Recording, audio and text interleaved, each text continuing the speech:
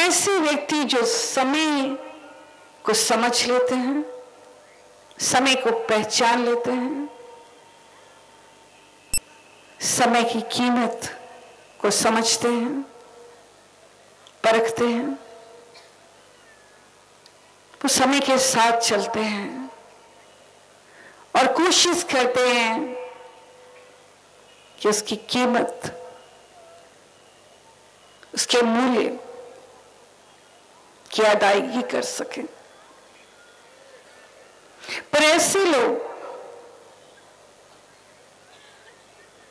जिन्हें समय की कीमत का ध्यान नहीं है,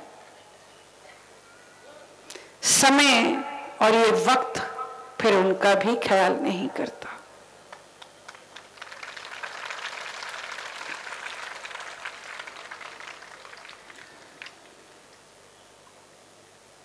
इंसान की इतनी ख्वाहिशें होती हैं, वह हर चीज को पाना तो चाहता है, पर इसकी चाहत रखने से क्या होता है, उसे वो चीजें मिलती नहीं। वक्त की हर शय गुलाम, जी बच्चों, वक्त की हर शय गुलाम, वक्त का हर शय पेराज।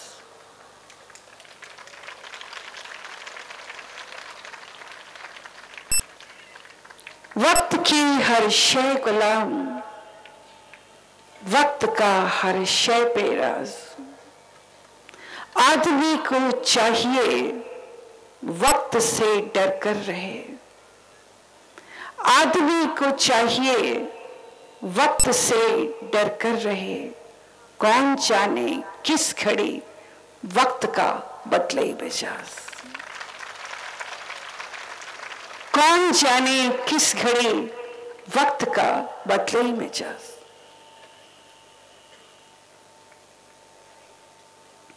आपको अनेकों बार ऐसे मौके मिलते हैं जहां आप समय का सदुपयोग कर सकते हैं अच्छा कर्म करके, पर स्वार्थी होने के नाते मन आड़े आ जाता है। अनेकों बार मौके मिलने पर भी आप कंजूसी कर जाते हैं, अपने धन को अच्छी जगह नहीं लगाते। वो धन व्यर्थ में, बीमारियों में और गलत कार्यों में चला जाता है। वहां आप उस धन को लगा के खुश होते हैं, पार्टी में, कॉकटेल पार्टियां हों, दुनियादारी के पार्टियां हों, लेकिन धर्मार्थ और पुरुषार्थ के कार्य में नहीं लगाता। समय अवसर भी देता है, उसे मित्र कहा गया। जो फायदा उठा लेते हैं उसके लिए समय मित्र है, और जो समय रहते नहीं चेतते और बुरे काम में लगे रहते हैं उनके लिए समय शत्रु है। कई बार आपके हाथ में चाय का प्याला होता है, लेकिन आपको पीने का अवसर नहीं मिलता। कई बार आपके हाथ में रोटी की ग्राही या कौर होता है, लेकिन मुंह तक पहुंचने का अवसर नहीं मिलता। आपकी सांसें वहीं खत्म हो जाती।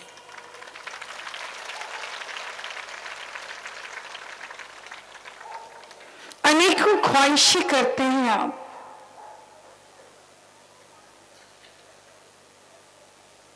कि हम ये करेंगे, हम वो करेंगे। अब जज्बे तो बहुत दिखाते हैं जोश के, पर समय आपको अगला पल नहीं देता कुछ कर गुजरने का। उससे पहले ही आपकी सांसें टूट जाती।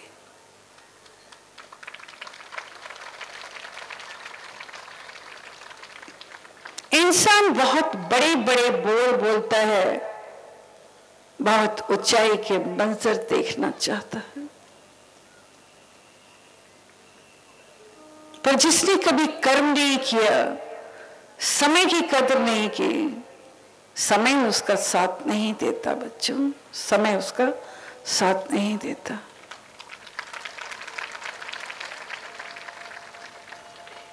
यह हम कथा सुनाना चाहेंगे दुर्योधन की। दुर्योधन जिसने कभी भी परमात्मा का नाम नहीं लिया, उसने प्रभु की तरफ से मुख मोड़ लिया था।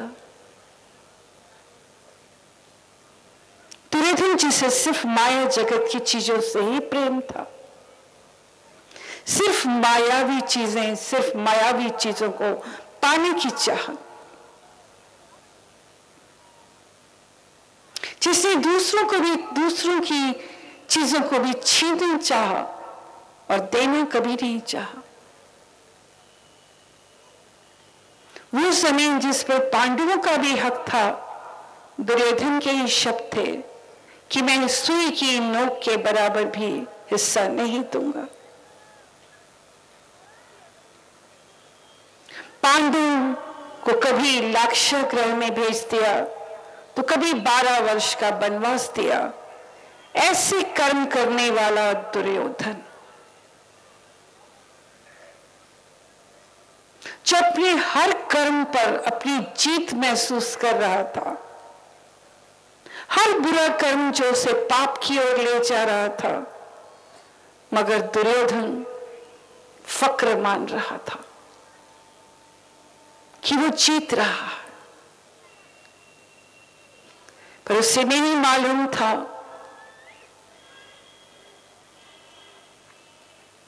कि उसकी निगाह में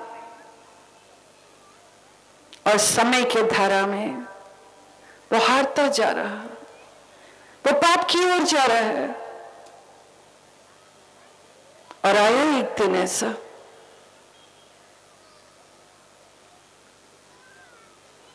वो दुर्योधन जिसने सिर्फ मायावी पदार्थों से ही प्यार किया, परिणाम क्या हुआ?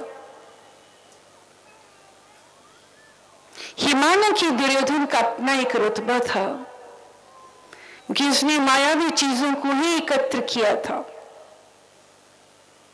वो जहां से भी गुजरता, कहते हैं 12 योजन छत्रु चली, था देही गिरसन थाई।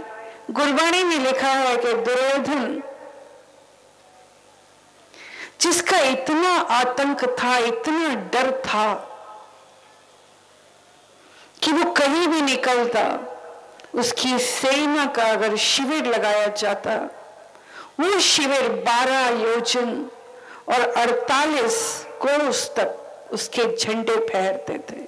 उसका राज्य दिखता था, उसकी सत्ता दिखती थी। उसके डर से लोग उसके साथ चलते थे। बच्चों, अपनी बात को रिपीट करना चाहेंगे। दुर्योधन जो मायावी पदार्थों को ही एकत्र करता रहा, उसने प्रभु को और परमात्मा को कभी नहीं मांगा, कभी नहीं चाहा। हाँ, उसका आतंक बहुत था।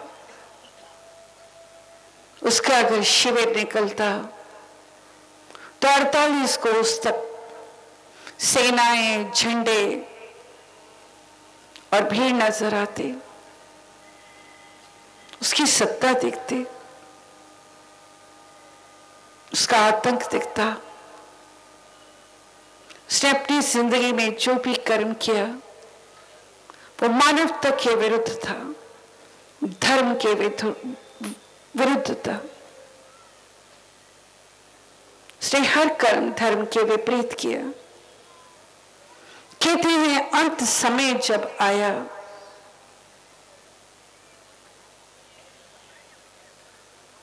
जो जीते चेतने राजसी ठाट बाट के साथ जिया, अंतिम समय जब आया तो उसके शव को गिद्धों ने खाया।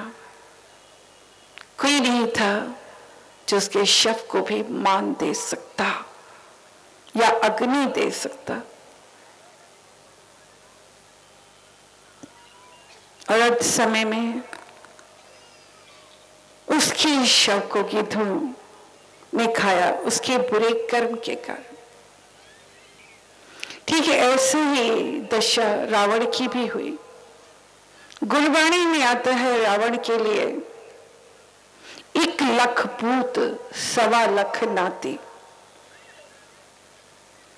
गुरबाणी में रावण के लिए लिखा गया है 1 लाख पूत 1.25 लाख नाती, तह रावण कर दिया ना बाती। एक ऐसा रावण प्रतापी राजा जिसका इतना बड़ा परिवार था, 1 लाख पूत 1.25 लाख नाती, तह रावण कर दिया न बाती। लेकिन अंत समय में एक भी कुल का चिराग नहीं बचा जो दिया जला सकता।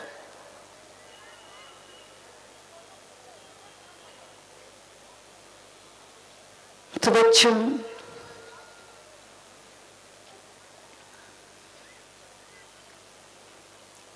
समय की कीमत को जानना जरूरी है।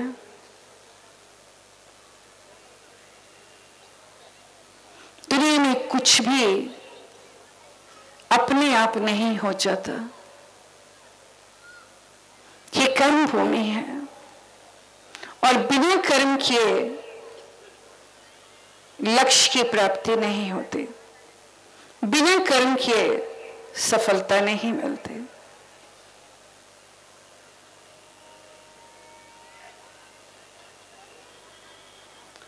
तो हर कठिनाई का सामना करके, हर परेशानियों को झेलते हुए अपने लक्ष्य से डावाडोल नहीं होना, उस मालिक का सहारा लेकर आपको आगे बढ़ना है। समय की एक कीमत को समझना है। किसी शायर ने खूब कहा है, फरमान से पेड़ों पर फल नहीं आते, फरमान से पेड़ों पर फल नहीं आते, तलवार से मौसम कोई बदल नहीं जाते।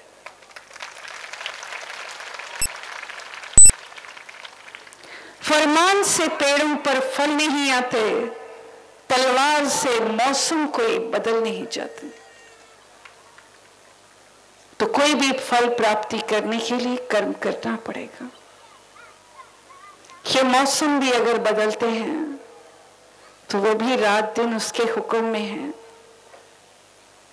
समय की कीमत को जानते हैं। एक लेखक हुई हैं अमृता प्रीतम, जहां ये लेखक पंजाबी पुस्तिकाएं इसने लिखी हैं। समय के बारे में उनका खुद का नजरिया है अमृता प्रीतम का, कि समय की सवारी वही कर सकता है जिसने समय की लगाम को पकड़ रखा है। जी, अमृता प्रीतम के विचार कि समय की सवारी वही कर सकता है जिसने समय की लगाम को पकड़ रखा है। कि आप समय के साथ चलें, रुके नहीं, घबराने नहीं, तू कहीं हार के, रुक जाना नहीं, तू कभी हार के। जिंदगी में आपको किसी घबराहट से, किसी से डर लगे, जिंदगी से हार कर आपको रुकना नहीं है, निरंतर चलना है। तो अंत में यही कहेंगे बच्चों, जो समय चिंता में गया समझो कूड़ेदान में गया। जो समय चिंता में गया समझो कूड़ेदान में गया। जो व्यर्थ की सोच और कुकर्म में गया समझे वो व्यर्थ गया। जो समय चिंतन में गया समझो कि यही आपकी कमाई में गया और यही आपने जमा किया। तो इन्हीं शब्दों के साथ आज का ये प्रवचन समय का सदुपयोग समाप्त होता है। हम ये उम्मीद करते हैं कि जहां जागे वहीं सवेरा है। अब भी कोई नहीं जानता कि किसके पास कितनी सांसें हैं। इन सांसों के मोल को समझिए, जागिए, आज, अभी और इसी वक्त।